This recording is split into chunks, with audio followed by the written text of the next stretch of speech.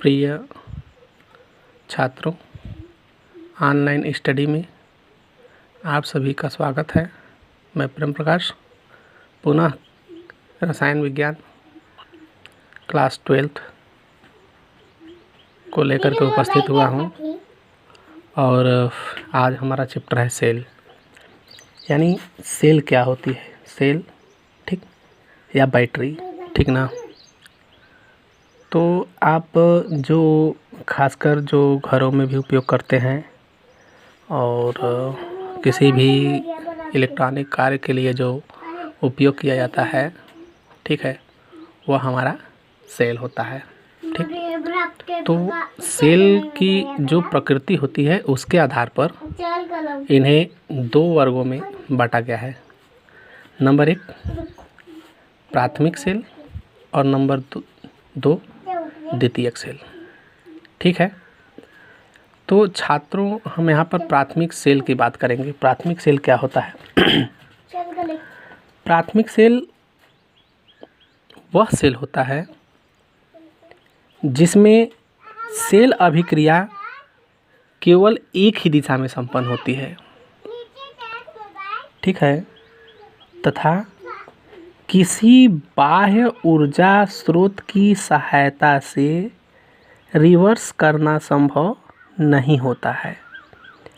कहने का मतलब कि प्राथमिक सेल वह सेल है जो एक बार अभिक्रिया संपन्न हो गई फिर वह पुनः अभिक्रिया में वापस नहीं आती है। कहने का मतलब कि यह सेल को पुनः आवेशित नहीं किया जा सकता है, ठीक है।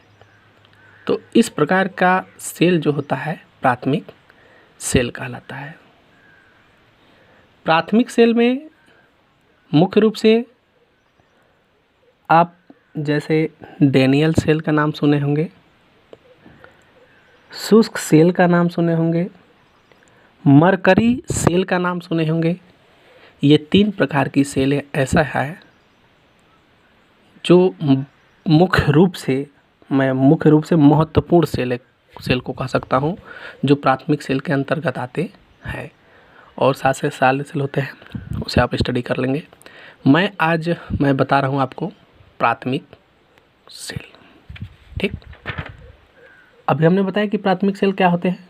डिफिनीशन हमने बताया कि वह सेल जिसमें अभिक्रिया केवल एक दिशा में संपन्न होती है तथा किसी बाह्य ऊर्जा स्रोत की सहायता से उसे रिवर्स करना असंभव होता है। कहने का मतलब उसे पुनः चार्ज नहीं किया जा सकता है। तो इस प्रकार का सेल हमारा प्राथमिक सेल कहलाता है। जैसे शुष्क cell, mercury cell, Leclanche cell और लिखे हैं यहाँ पर डैनियल सेल, लैग्रांज सेल आदि मैं बात कर रहा हूँ आपको शुष्क सेल की।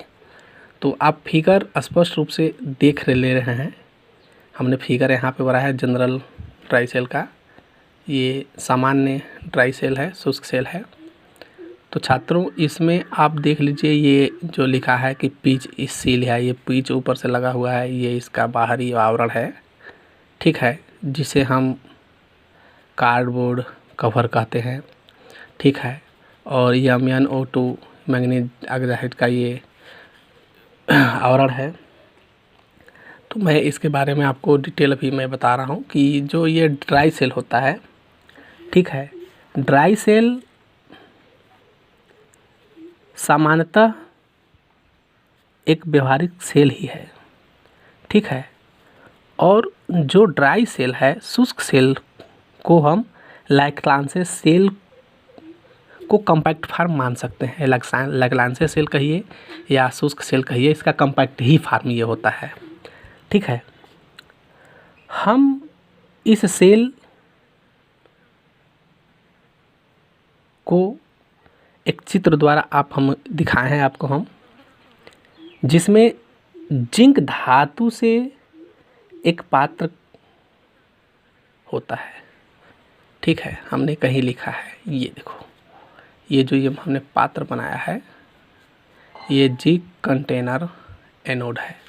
जिंक कंटेनर है, जिंक पात्र का बना हुआ है जो एनोड का कार्य करती है, ठीक है।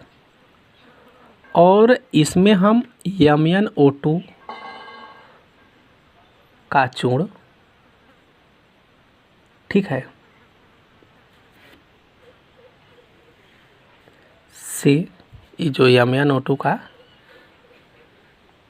चूर्ण से घिरा एक ग्रेफाइट छड़ कैथोड का कार्य करती है, जो MnO2 है, और एक ग्रेफाइट की ये छड़ लगी हुई है जो एनोड का कार्य करती है। ये जो ऐसे ऐसे किया हुआ है ना, ये ग्रेफाइट की छड़ है जो एनोड का कार्य करती है।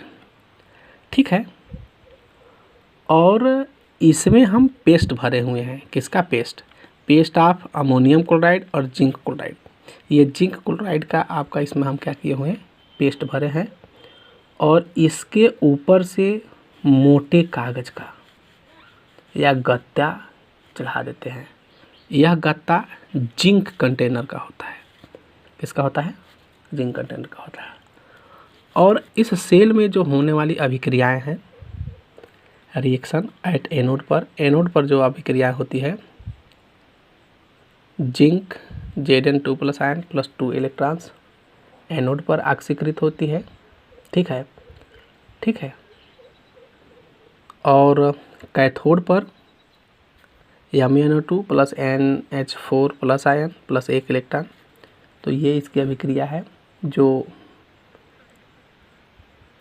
मैग्नीज जो होता है +4 अवस्था से +3 अवस्था में ऑक्सीकृत में अपचयित हो जाती है। ठीक है, तो इस तरह से इसकी अभिक्रिया है।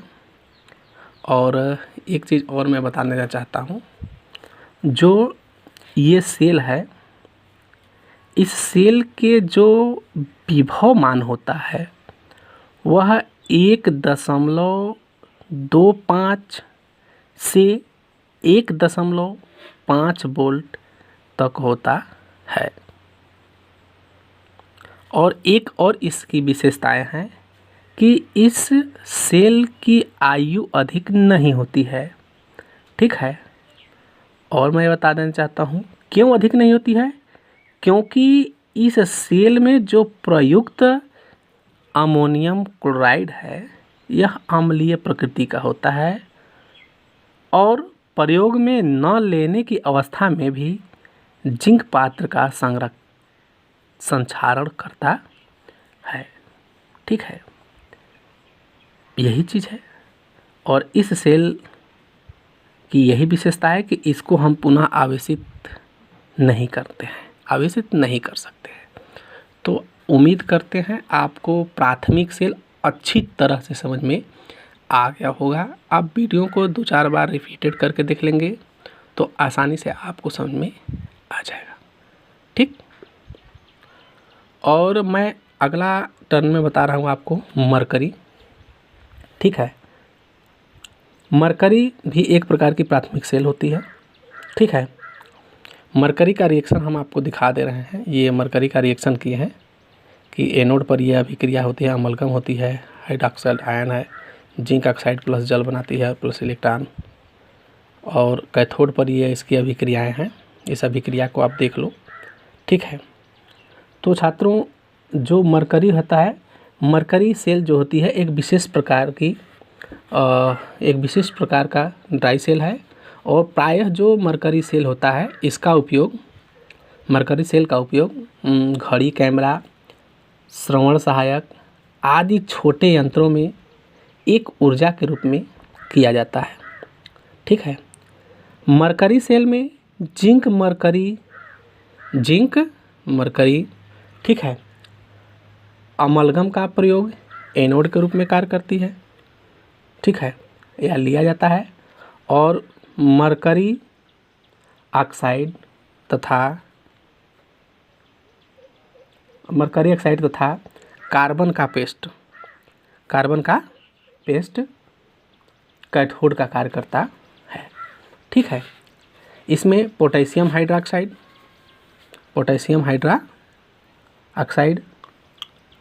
और जिंक ऑक्साइड के एक पेस्ट को विद्युत अपघट्ट के रूप में प्रयोग किया जाता है। ठीक है, तो इसका ये रिएक्शन है, आप रिएक्शंस देख लो। ठीक है, इसको एक बार अच्छी तरह से पढ़ लीजिएगा। आप किताब से पढ़ेंगे और बेस्ट समझ में आएगा। मैं एक बेसिकली चीज़ आपको बता दे रहा हूँ, ठीक। मैं कल जो लेकर के उपस्थित होऊंगा आपको द्वितीयक सेल, और द्वितीयक सेल किसे कहते हैं, जिस सेल को एक बाह्य स्रोत से विद्युत धारा प्रवाहित करने पर पुनः आवेशित करना संभव होता है, ठीक है। यह द्वितीयक सेल ऐसा सेल होता है जिसे हम पुनः आवेशित कर सकते हैं चार्ज करके, चाहे जिस माध्यम से, ठीक है। तो उसे हम क्या कहेंगे, द्वितीयक सेल कहते हैं, ठीक है। और द्वितीयक सेल में मुख्य रूप से जैसे सीसा संचायक सेल हो गया, ठीक ना, लेड संचायक सेल हो गया, निकिल कैडमियम सेल हो गया, ये सब इसके महत्वपूर्ण सेल है। और मैं कल नेक्स्ट टॉपिक में आपको सीसा संचायक सेल के बारे में पढ़ा दूंगा। ये भी इम्पोर्टेंट है, हमने लगा भी दिया है, ये जूम भी कर दे रहे हैं। और इसे अच्छी तरह से पढ़ लीजिएगा और मैं कल बताऊंगा आपको, ठीक है। इसका रिएक्शन है, इसके बाद ईंधन है, आप इसको भी देख लीजिएगा एक बार, ठीक। बस आज के लिए यही, वाचिंग के लिए धन्यवाद।